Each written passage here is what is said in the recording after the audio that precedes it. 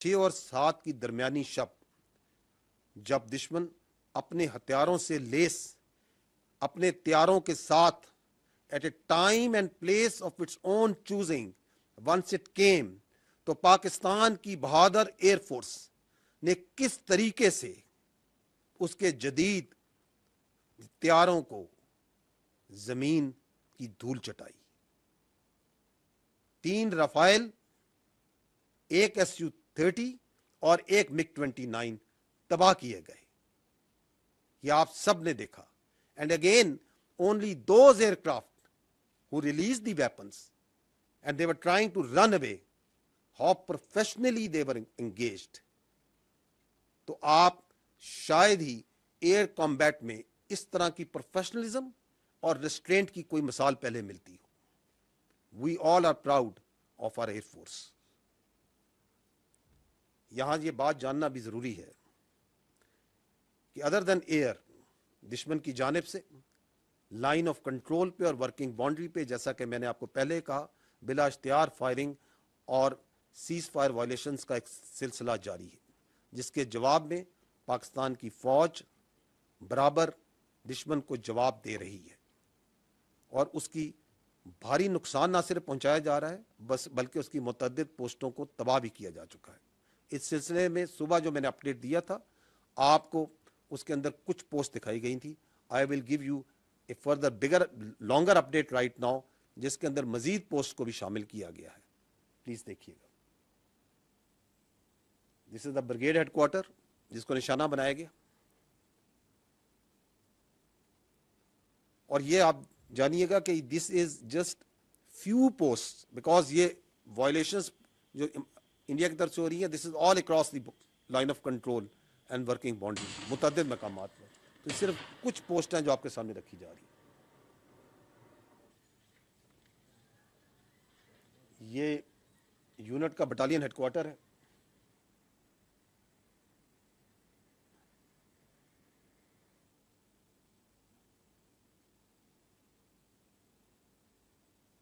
یہ انگیجمنٹ جو سی ہے یہ آپ جنگل 1 پوسٹ کی دیکھ رہے ہیں.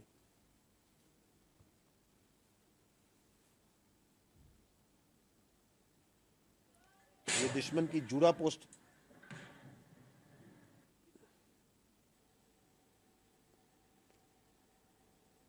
یہ سرلیا پوسٹ دشمن کی، جس کو انگیجمنٹ کے بعد آپ دیکھ رہے ہیں جب وہ تباہ ہوئی ہے تو کس طرح وہاں سے دھواں نکل رہا ہے. کیونکہ یہاں سے ان تمام پوسٹوں سے بلا اشتعال فائرنگ کی جا رہی ہے، شیلنگ کی جا رہی ہے.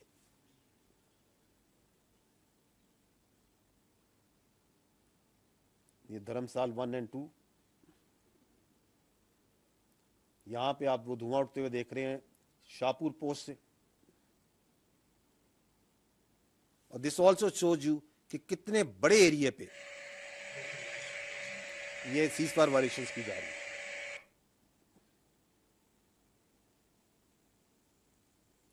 یہ چکوٹی سیکٹر کی ہے.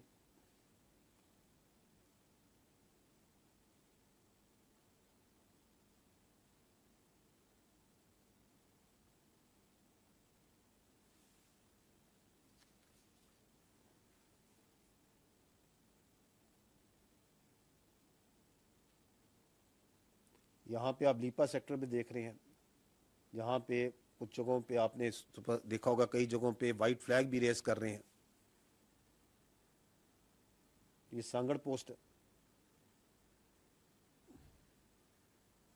یہ اس کی انگیجمنٹ آپ دیکھ رہے ہیں.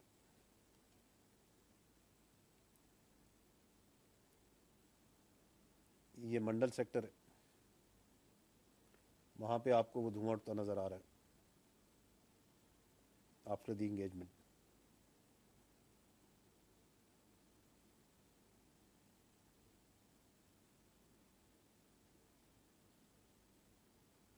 یہ چڑی کوٹ سیکٹر کی ہے.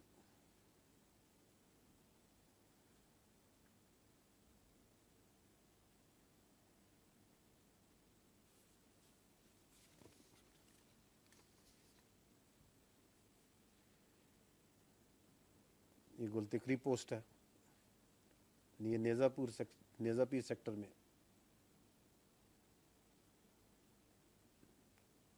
So there is a continuous engagement that is going on. یہ بٹل سیکٹر آپ کو نظر آ رہا ہے, اور یہ آپ کو میں نے جیسے شروع میں کہا, this is just one part of the engagements. یہاں پہ آپ مختلف ساخت کے وہ ڈرونز ہیں, کیونکہ افواج پاکستان نے بھارت کے 7 چھوٹے بڑے ڈرونز کو بھی تباہ کیا ہے, اور EW کی کیپیبلٹی کے ذریعے 2 ڈرونز کو, 2 پرندوں کو لینڈ کرا کے اپنے قبضے میں بھی لے لیا. تو یہ آپ کچھ امیجز اس کے دیکھ رہے ہیں.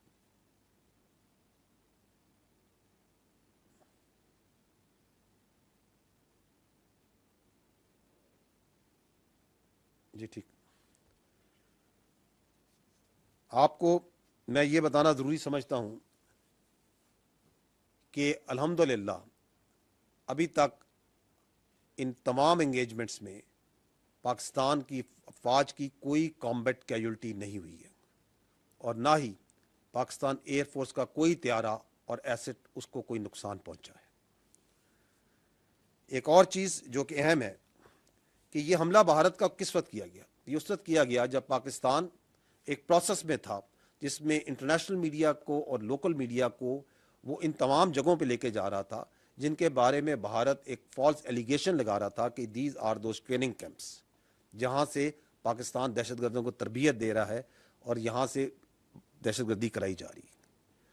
اینڈ دیٹ, اور because nothing of that sort is actually on ground, تو انڈیپینڈنٹ میڈیا کو وہاں لے جایا جا رہا تھا. اور آج اسی سلسلے میں بہاولپور اور مریدکے نے بھی میڈیا میں جانا تھا. تو اس سے پہلے کہ اس کا راز فاش ہوتا, بھارت نے 6 اور 7 کی شب کے درمیان یہ بربریت اور یہ حملہ کیا. However, today پاکستان کی حکومت نے انٹرنیشنل میڈیا کو اور لوکل میڈیا کو, تقریباً 150 کے قریب صحافیوں کو ان جگہوں پہ لے کے گیا ہے. بہاولپور گئے ہیں, مریدکے گئے ہیں, کوٹلی گئے ہیں اور مظفر آباد گئے ہیں, اور وہ تمام خیالی ٹریننگ کیمپس اور دہشت گرد کی خیالی اماجگاہیں, ان کو ان انڈیپینڈنٹ جرنلسٹ نے نہ صرف خود دیکھا ہے بلکہ وہاں پہ فلم بندی کی ہے, اس کی ویڈیوز بنائی ہیں. اور یہ آپ اس وقت دنیا میڈیا کی وساطت سے, فری میڈیا کی وساطت سے اس کو دیکھ رہی ہے اور خود اپنی ججمنٹ لے رہی ہے کہ کیا وہاں پہ کوئی دہشت گردی تھی, اس کے کوئی آثار تھے, یا وہ مساجد تھیں جہاں پہ آپ نے دیکھا جس طرح انہیں شہید کیا گیا, یا قرآن شہید کیے گئے, یا وہاں پہ وہ گھر تھے, وہ کوارٹرز تھے, وہ معصوم غریب لوگ رہ رہے تھے وہاں پہ اور اپنی زندگیاں گزار رہے تھے. میں نیکسٹ پوائنٹ میں یہ کہنا چاہوں گا کہ other than the damage that you have seen that was inflicted by this blatant aggression that was done, there was yet another threat that happened on the night of 6th and 7th, اور وہ تھی international اور domestic flying کے against. کس طرح جب یہ year سے اٹیک لانچ کیا گیا تو اس وقت 57 فلائٹس ور ان ایئر. آپ اس کلپ, آپ اس شارٹ میں دیکھ سکتے ہیں کہ دیر ور ملٹیپل فلائٹس جو اس وقت ایئر میں تھیں, اور اس میں جو سینکڑوں ہزاروں جو مسافر تھے, their lives were put in grave danger. یہ فلائٹس نہ صرف پاکستان کی تھیں, پاکستان کی ایئر لائنس کی تھیں, اس میں سعودیہ کی بھی تھیں, اس میں قطر کی بھی تھیں, ایمریٹس کی بھی تھیں, اتحاد کی بھی تھیں, گلف ایئر کی بھی تھیں, چائنا کی بھی فلائٹس تھیں, کورین بھی تھیں, تھائی بھی تھیں, اور بہت سی جگہوں کی فلائٹس تھیں. اور ان تمام پیسنجرز کو بھارت نے اپنی اگریشن کی بھینٹ چڑھانے کے لیے خطرے میں ڈالا. I don't think there has ever been something like that has happened in warfare before, if you can call this warfare, or what else we can name it. Another point that we observed, we talked about it a little in the morning, کہ کس طرح جو نیلم جیلم پار hydro پار project ہے اس کے اوپر shelling کی گئی اور اس کو نشانہ بنایا گیا. آپ اس اگر دیکھیں تو یہاں پہ آپ کو جو ڈیمیج ہے کچھ ڈیمیج جو ہے وہ نظر آئے گا. یہ چلائیے اس کو. تو یہ نیلم جہلم پروجیکٹ جو نوسیری ڈیم ہے یہ وہاں پہ آپ کو نظر آ رہا ہے کہ کیسے اس پہ شیلنگ کی گئی ہے.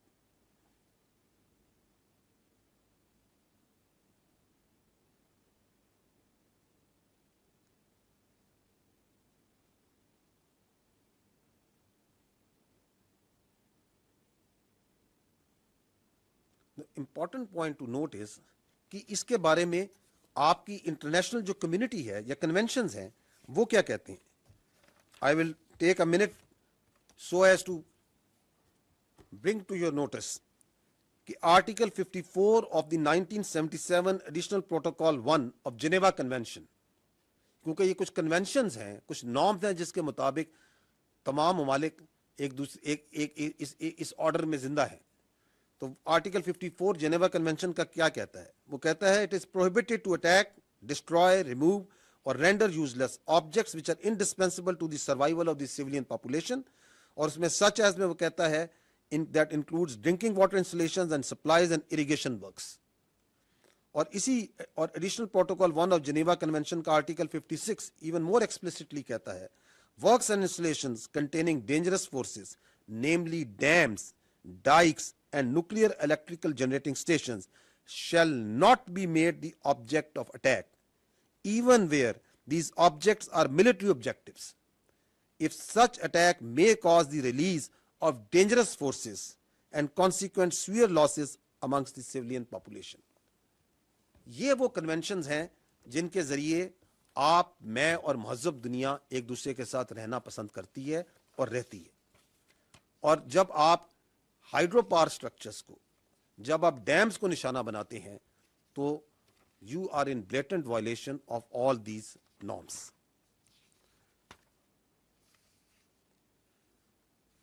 آج میں آپ کو یہ باور کرانا چاہتا ہوں کہ آج قومی سلامتی کونسل کمیٹی کا جو اجلاس ہوا ہے اس میں یہ طے پایا ہے کہ اقوام متحدہ کے آرٹیکل 51 کے تحت پاکستان نے دفاع کا حق استعمال کرتے ہوئے مسلح افواج کو مکمل اختیار دیا ہے کہ وہ مناسب وقت، جگہ اور طریقے سے جواب دے. قومی سلامتی کے اعلامیہ میں یہ بتایا گیا ہے کہ in consonance with article 51 of the United Nation charter, Pakistan reserves the right to respond in